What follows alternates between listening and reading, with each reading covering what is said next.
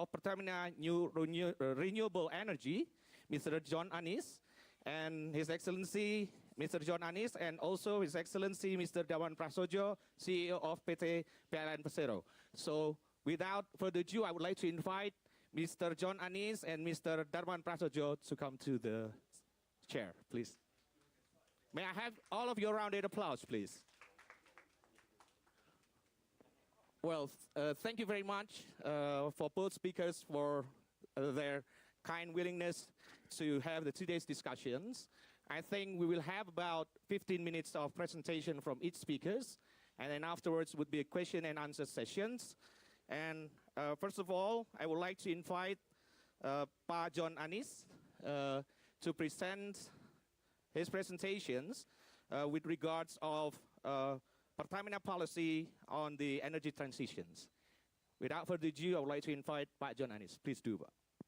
Thank you very much.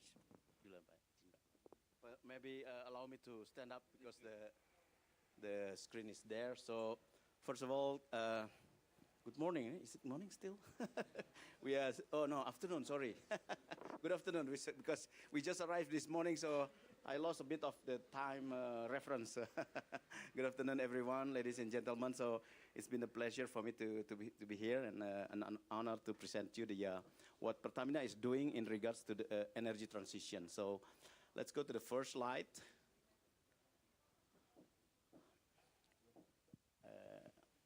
Yeah. I think the first slide is talking about the government objective. As we all know that the government has set an objective of net zero emission by 2060 or earlier, in which when we are talking about emission reduction, we are talking about 43% of emission reduction for the unconditional target. But while we are talking about conditional, it's go down to around 32%. It is a huge effort that we have to do before 2060.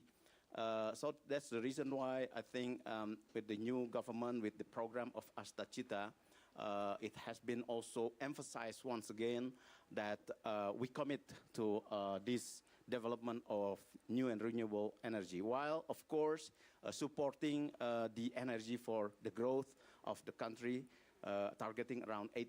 As you know, on the right-hand side, the government is talking about 10 gigawatt of additional power, out of which 75% is coming from new and renewable energy. So you can see the commitment is really clear, really strong and huge. So 75 giga, 10 to 15 years to come is not an easy target. It has to be achieved by all of us by working together. So next slide. So now to respond to that, Pertamina of course has the big, roles. First of all, to support the achievement of the target of net zero emission, while of course supporting also the growth by providing the energy. In this case is clean energy. So to respond to that, and to respond, of course, to the trilemma of energy, we know that it is the issue of security, affordability, as well as the sustainability. So I think those three issues are very important for Indonesia. The new and renewable energy today has a big challenge on the affordability, while sustainability is already there. Indeed, while we're using this in affordable way, it will support the energy security. So to respond to that, Pertamina is applying dual growth strategy. What is the dual growth strategy? I will describe in more detail later on in the slide. But basically, well, we are quote unquote addicted to energy, right? We cannot live without energy. I'm sure 5 minutes without energy in your handphone, you will start to find the charger and everything, right? So you cannot live with that. So to support the 8%, we need the energy. So the energy, the transition from the current energy, which basically dominant by fossil fuel, to the new and renewable cannot be done overnight, right? So while transitioning this, the growth of the energy in Indonesia is still high and will be higher in the future. So we still need to develop the legacy business in which is based on the fossil fuel. I will explain in more detail later on.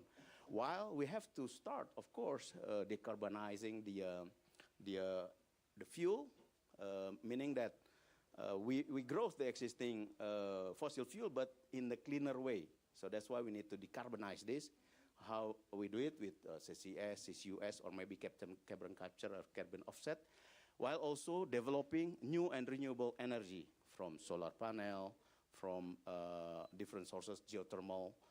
I will explain in more detail later on. So those are the roles of Pertamina supporting the government for those targets, as well as how we develop this into a real target inside the company by doing the dual growth strategy. For to support that, Pertamina has done also the reorganizing the business in 2020, focusing in different business stream. So we hope that by doing this reorganization, each business stream can be focused and really,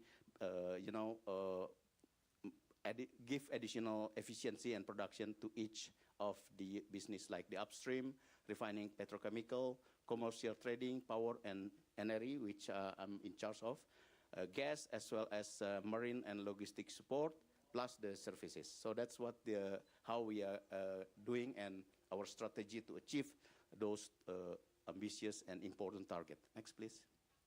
So, of course, while helping others to decarbonize, we also need to show examples and to decarbonize ourselves. So those are the programs that we are working on in terms of ESG, and we are glad to inform you that our score is quite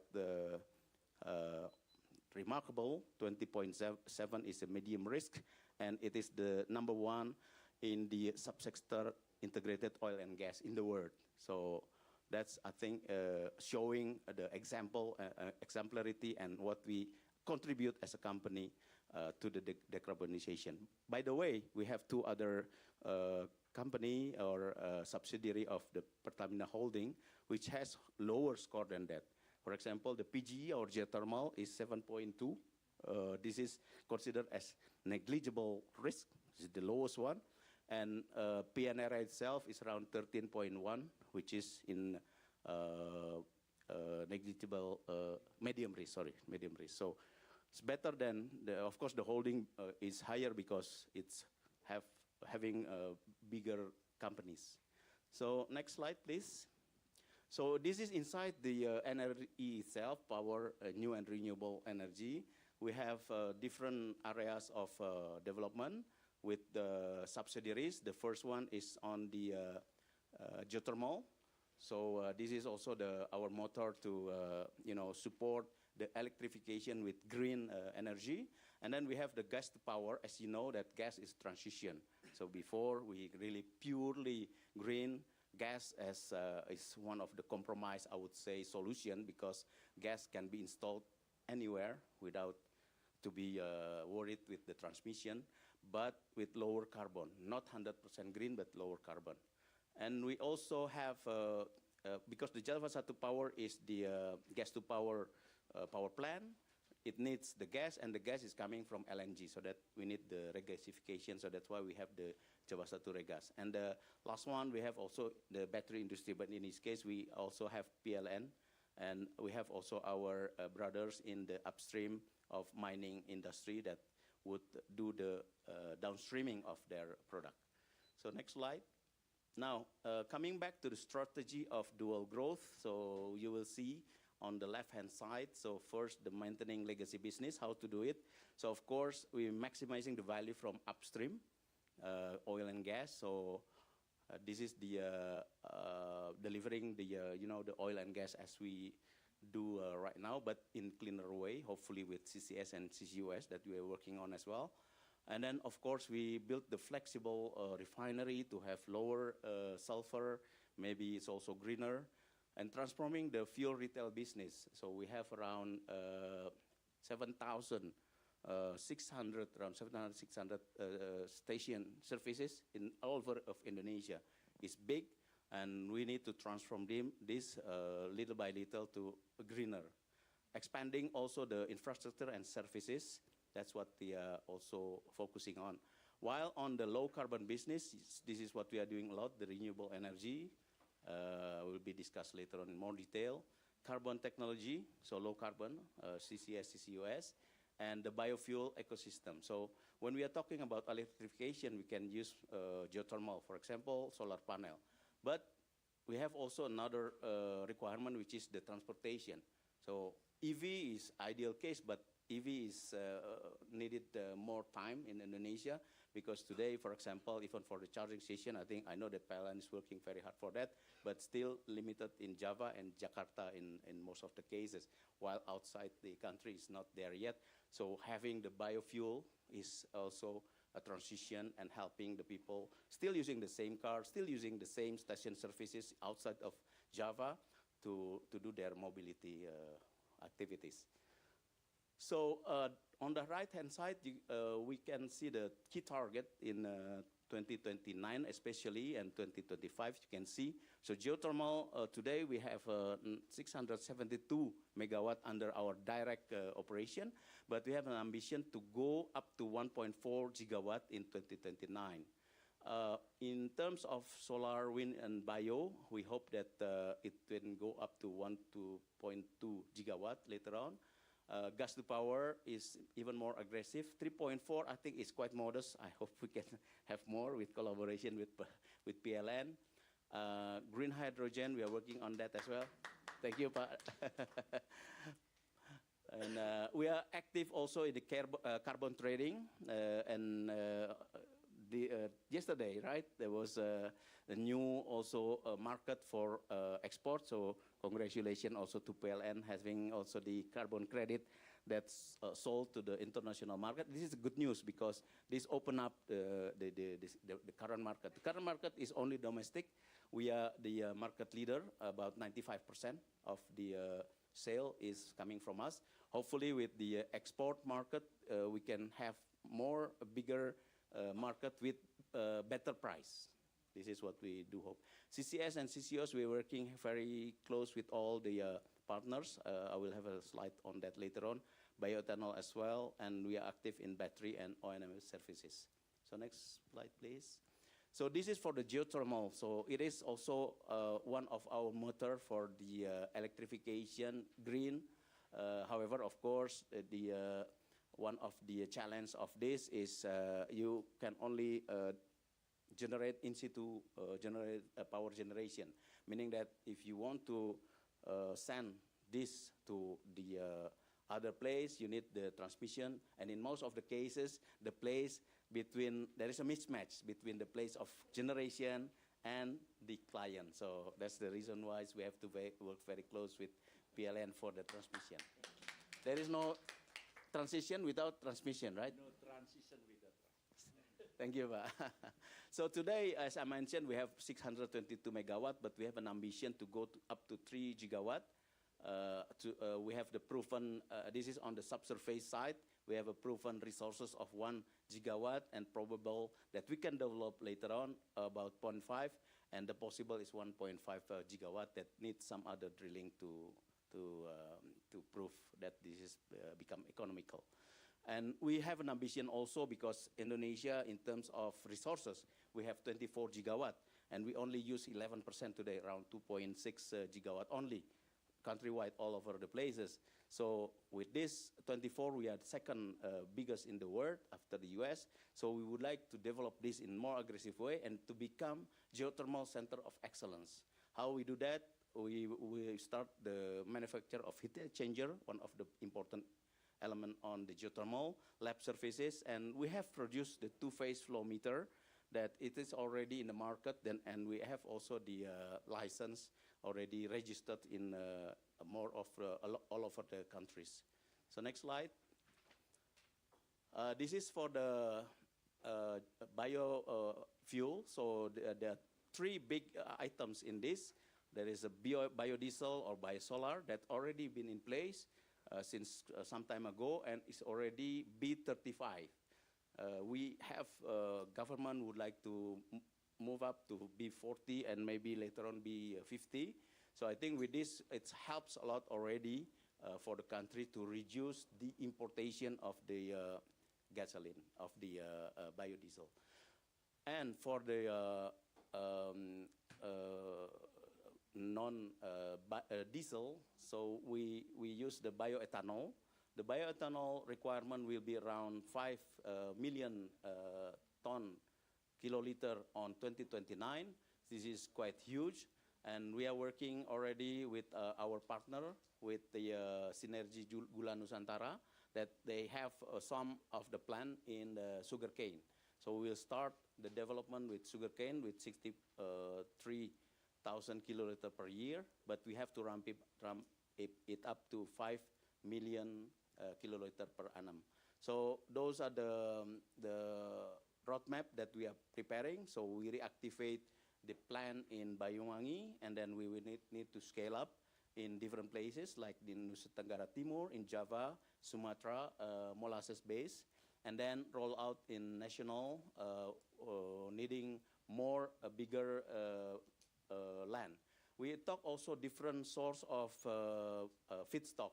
So not only from sugarcane, but also from corn.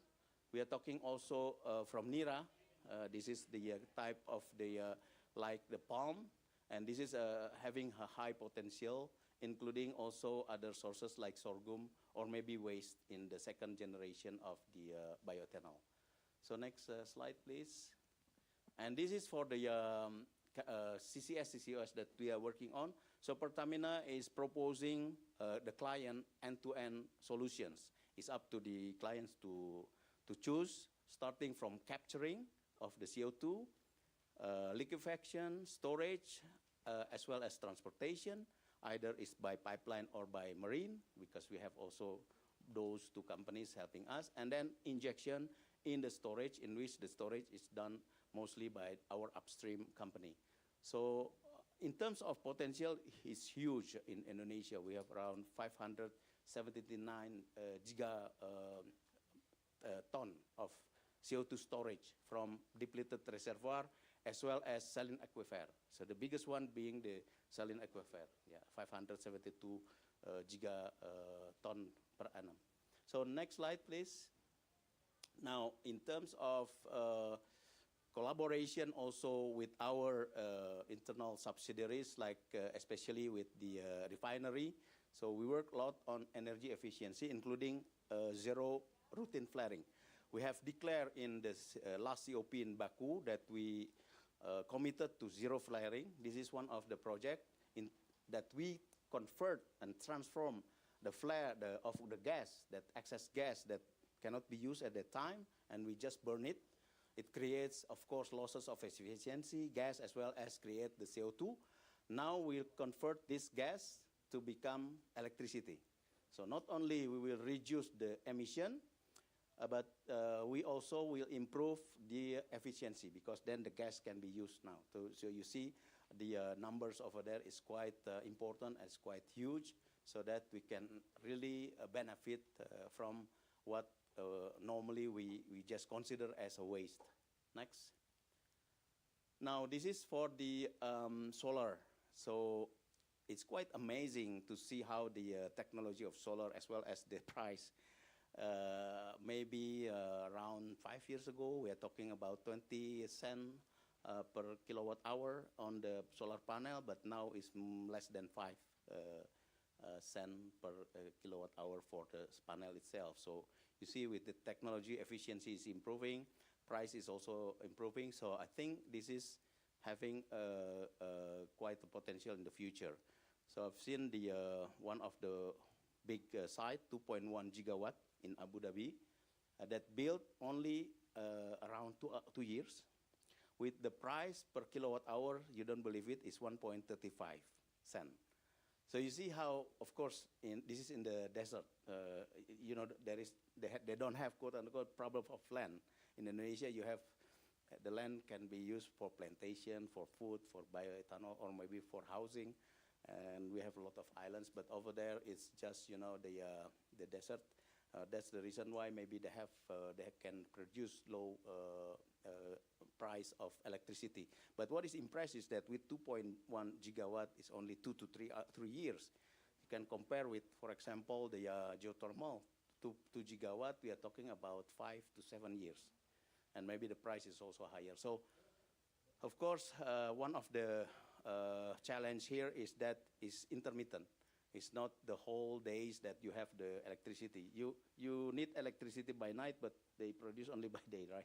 So that's why later on we are talking about battery services.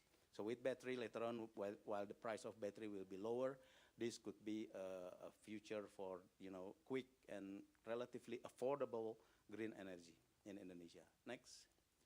So we are talking also about battery. So IBC, our subsidiary, is working with the upstream company to downstreaming the nickel, especially because we have a lot of nickel in our country. So with this, we hope that the nickel-based battery can be also one of our potential solution that can penetrate the market, so that we can benefit from downstreaming of our nickel, in which we will also contribute together with them. Next. Now, these are the challenges and how to respond on that. Some of them I already mentioned about it. So, of course, as the issue is the affordable, some of the solutions still in really quote-unquote laboratory or early stages, like hydrogen. We know that hydrogen is one of the solutions, but it's still quite challenging in terms of price, and we still need to do a lot of research. For example, we are working with Schlumberger today how to create the hydrogen using the electricity from geothermal, in which not only electricity from geothermal, but also from the heat of geothermal, so that the usage of the electricity can be reduced by 30%. By reducing 30% of electricity, it will reduce the price. So it will increase the affordability.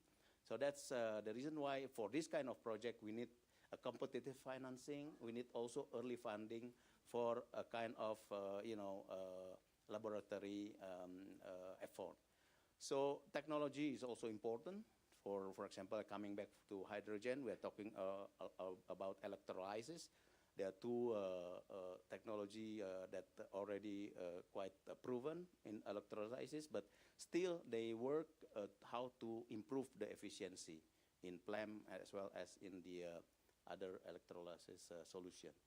Regulatory framework is also important to get the support from the government on, incentive, on the regulation, how to, let's say, ease the permitting and everything. So we work very close with them, and I think I'm glad that government really give us a full support.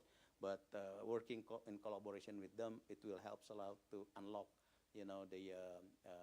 the issue, especially in terms of pricing. As I mentioned, in situ power generation, so indeed there is no miracle for this. The connectivity is important, so on how we can manage the connectivity, as well as maybe the strategy has to be defined together with PLN, where the consumer or the potential customer is, in which we need to focus on those areas, not in the other side. Capacity building, a lot of new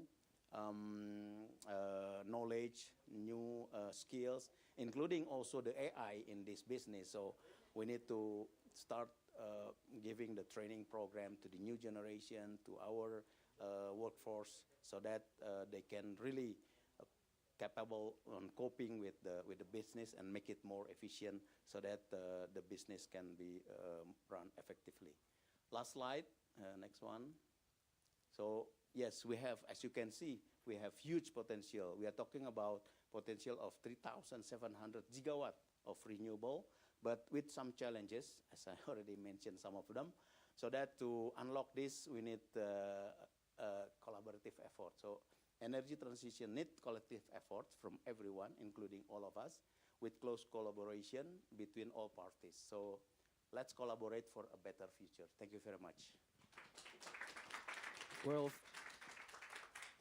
thank you very much, John Anis. I think the last sentences is really, really intriguing, and I think all of us in this room would be able to explore further. Like, if you would like to see, collaboration is one of the key things for actually achieving anything. Now, it seems that you have already collaborated with Pak Darmawan already, so it's one thing that we're really happy for certain.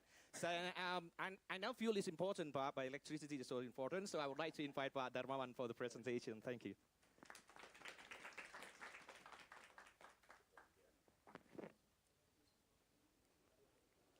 Good afternoon. Assalamualaikum warahmatullahi wabarakatuh. Distinguished moderator, distinguished guest, Pak Simon Mantiri, CEO of Pertamina, Pak Puyung, Pak Jonanis, ladies and gentlemen. The earth is warming, and the future of humankind might be compromised. And here, under the leadership of President Prabowo Subianto, Indonesia is shifting from fossil-based development to renewable-based development. Yes, President Prabowo Subianto already set the goal very high. Economic growth of 8% by 2028. The question is this: how are we going to be able to balance between growth and environmental sustainability? How are we going to be able to provide affordable, clean energy to create more jobs, to create growth, to give prosperity to the people, while in the same time able to reduce greenhouse gas emissions, to balance between growth and environmental sustainability? And that is the challenge. Global climate change. Nobody call it local climate change. It's always global. And I'm telling you why. Emission 1 ton of carbon in Jakarta is going to have the same damage effect with 1 ton emission of carbon here in Davos, in New York, in Tokyo, in Paris, in European country, in China, India, all over the world. That's why we call this global climate change. And there's no way we're going to address this global challenge by doing this alone. The only way to move forward is through collaborations. That's why this kind of forum, the World Economic Forum in Davos here, is giving me a sense of pride, giving me a conviction that no matter the challenge ahead, the global community should be unified, so we're going to be able to keep moving forward to get the mission accomplished. What is the goal is to slow down the warming, even if it's possible to cool the earth. And under the leadership of President Prabowo Subianto, he already announced from today until 2040, 75% of additional generation capacity is coming from renewable energy. 5%, an additional 5%, 5 gigawatt is coming from nuclear, and the rest is coming from, mostly coming from gas-fired power plants. This is a challenge by itself. How are we going to be able to move forward? How to balance between growth and environmental sustainability? When we build coal-fired power plants, gas-fired power plants, it's very simple. We identify the location of the demand, and we're going to build the power plants nearby the demands. Now, we're talking about renewable energy. Hydropower, geothermal, solar, wind. We did joint modeling with the International Energy Agency. I talked with Dr. Birol, Fatih Birol, and we did the joint modeling, identifying the resources, and then also the demand. There is a mismatch between the location of resources of renewable energy and the location of the demand, industry, big cities, new investment, economic growth. And we did the modeling. Next slide. From today until 2034, we need to design and build almost 50,000 kilometers of transmission line. Until 2040, roughly 63,000 kilometers of transmission line. If we go around the Earth, one round is 42,500 kilometers. So if we go around the Earth, we still need to build another 7,000 kilometers of transmission line. Huge price tag. It's not that much. It's only for 50,000 kilometers, including the transmission, the substation, the smart grid, only 35 billion US dollars. Yeah, it's okay, you know. Huge. But without this, there is no way that we're going to be able to facilitate the development of hydropower, geothermal power, solar and wind. There's no way. That's why no transition without transmission.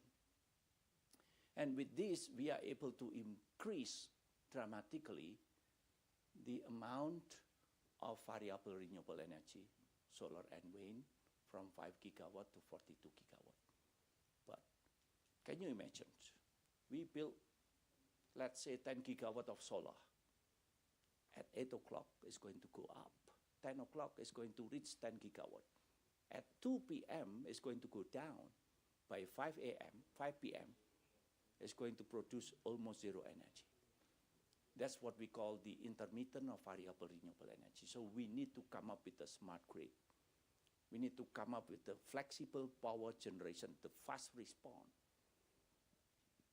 Is it going to cost money? Yes, some sort. But what we have to respect is the strategic decision taken by the President Prabowo Subianto that we are going to embark on the new journey in which, yes, we're going to accelerate growth. We're going to create more investment. We're going to streamlining, downstreaming, you know, the mineral resources. We're going to create more jobs. We're going to eradicate poverty, to get rid of hunger. But in the same time, how the commitment to take care of the environment is becoming stronger. So from today until 2040, 100 gigawatt of additional capacities. 75% is coming from renewable energy, 5% is coming from nuclear. And again, price tag, next slide, 235 billion US dollars. 3,000 triliun, Bapak Ibu. Huge investment. And let me ask you a question. This is a global challenge. We need to come up with the global solutions. But again, humankind innovates. In the past, when we're talking about cheap energy, it was dirty. When we're talking about clean energy in the past, it was expensive. But humankind innovates. The price of renewable energy is going down because of this innovation. In the past, it's year by year, but today it's month by month, week by week, even day by day. Humankind innovates. And with this, how are we going to be able to move forward? The only way to move forward is through collaborations. Collaboration of strategy, collaboration of innovation of technology, collaboration of policy, collaboration of joint investments. And we are in the process of completing what we call the RUPTL, the National Electricity Planning in the next 10 years. And as a CEO of PLN, my job is to design environment that is conducive for collaborations.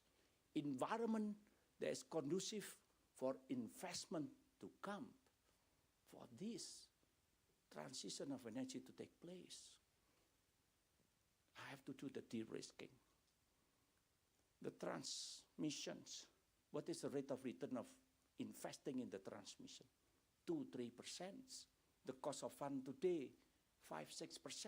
There is no way, from commercial point of view, designing and building transmissions is going to be commercially viable. There's no way. But are we going to stop here? The discussion in the internal policy, even the government understand this, and they are in charge of this. No matter the challenge ahead, they're going to keep moving forward. De-risking is very important here. But on the power plant, it's not only technically feasible, but also commercially feasible. So that's why the government is going to be in charge of a project in which there is commercially is not feasible yet, to make it commercially viable. This is a commitment of the government of Indonesia in addressing the global climate change.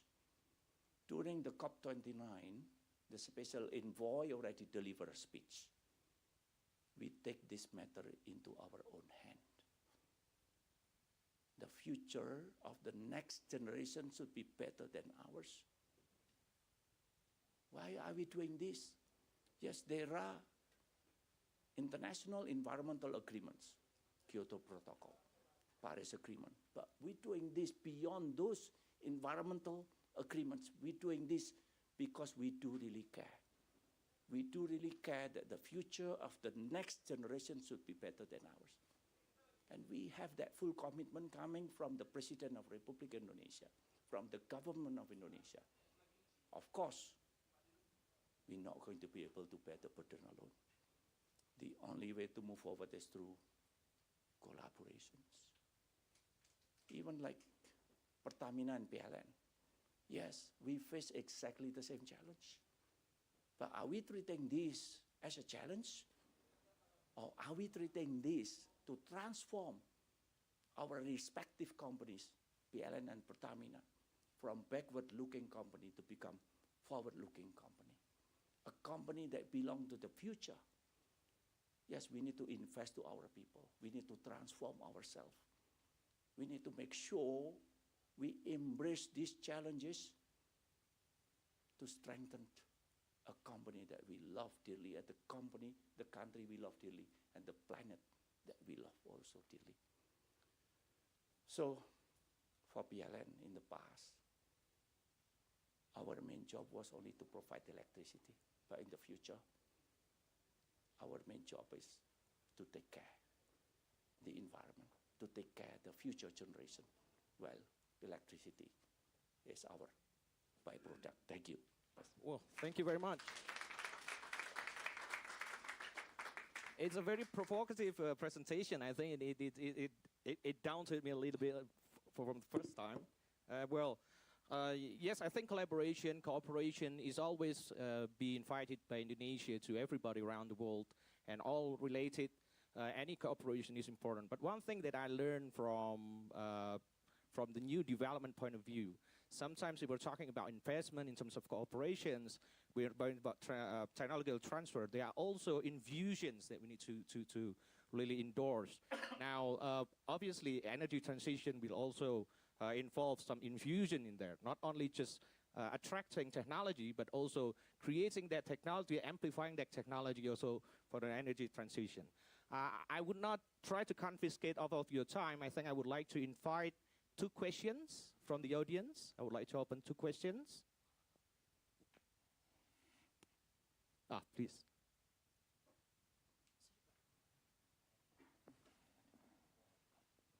Hello, hello. My name is Andres, and I live in Indonesia. I consider this is my home, Pak John. We already met in... I was representing Indonesia in many different forums last year here as well. I consider this is my home. I'm not Indonesian, but in my heart, I do. So, actually, I just want to have a question. How easy is for the investment to get in touch with the Indonesian government to bring this technology? Because before, It was so many stages and so many steps actually to get in touch with the right people, you know? And in every forum I go, this was the main question, that it was not easy to approach the right people who would push this forward. Now I see that the correct people are there, that we have the full plan from the government. By myself, I have now technologies, money, everything, but some of those investors, investment funds, people who own this technology, they didn't have trust. So my main question, do we have trust now? And can we move forward quickly? And how easy now is to approach the right people?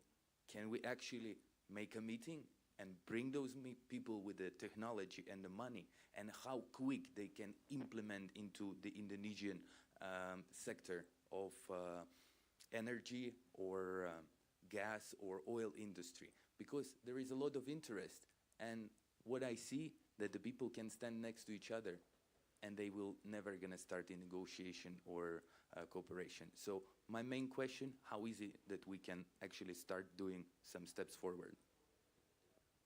Okay, another questions from the floor?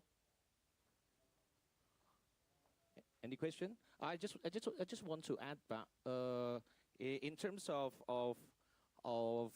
energy transition, sometimes one of the difficult things is also educating people on how to use that energy or the new energy that we are actually inventing or introducing. Now, how are we going to do that so that people also embrace that new energy? Now, this is my additional question. Thank you. Maybe Pa Anis first. I have one question. Oh, you have one question. Okay, additional question then. The last one.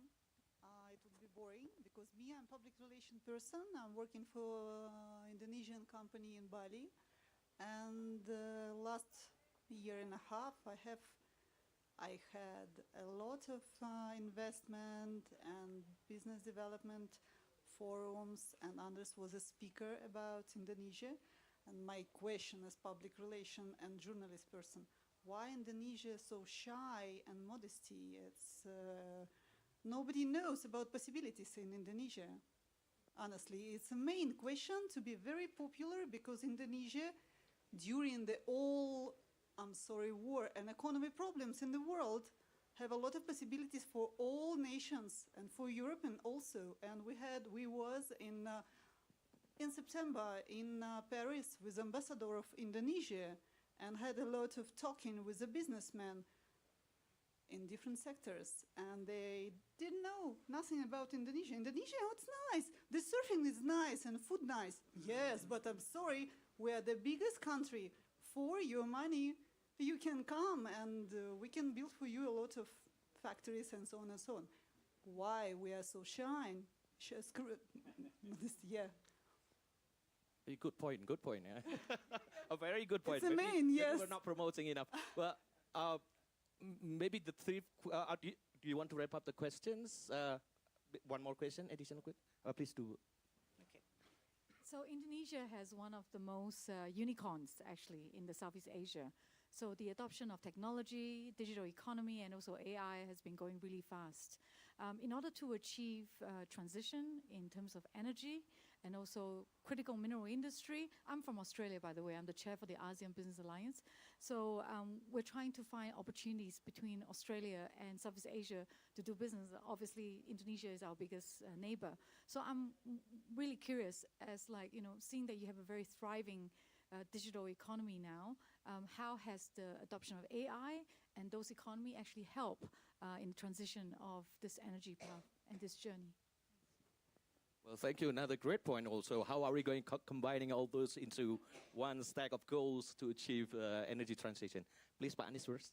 So, well, thank you very much for all the questions. The questions are very interesting and very important indeed, so really appreciate that. So, see you again, Pak. So, thank you for considering also Indonesia as a second country for you. So, well, I cannot talk the investment on behalf of the government, of course. It has to be discussed with government. And for Pertamina, my speech is also under control of my CEO, just next to you.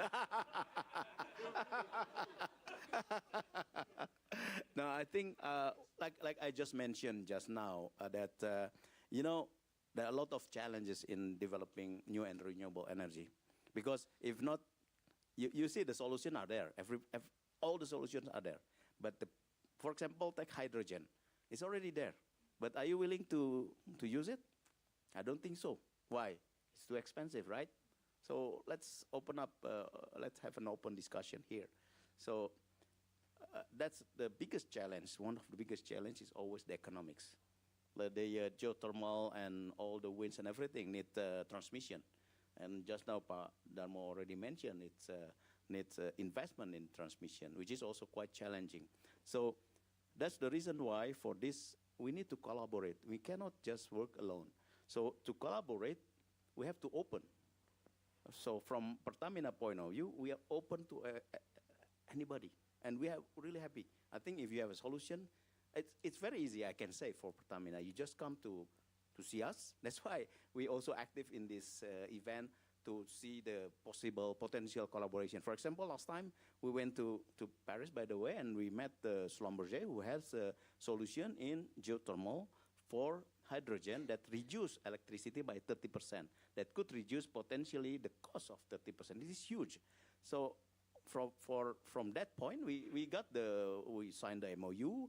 Even further now, we signed the joint development agreement together, and we doing a pilot project. We send all data and everything for them to choose the site, the correct site, and they are building the prototype, quote unquote, the pilot for this, and it will be installed this year, and we will, together we will work to see the result and everything, the result of the study, and maybe some adjustment, fine tuning. So I would say we are open from Pertamina and company point of view, and as easy as we exchange the name card and we discuss. And as a matter of fact, tomorrow we have a meeting, right, with EDC. This is for the financing, and also from the company from Canada that has very interesting solution for hydrogen. They have a cell that quite specific, and I never heard about it, but they can use different kind of sources to convert the hydrogen to become energy. So we will see their presentation. So we are quite open, and for us we are happy. Everyone, that's why we do this presentation. I'm inviting all of you to come to see us. I will send my business card so that if you have a solution to work together, let's collaborate. And we will bring this solution to the government because we really need it. We really need to develop the bioethanol, the biofuel, the hydrogen, the solar panel. As you can see, we start talking with the Longi, one of the, and PLN already started with Trina. I think it's quite good. And for battery, we are with CATL. So we really open for investment. So I think, to build trust, you need to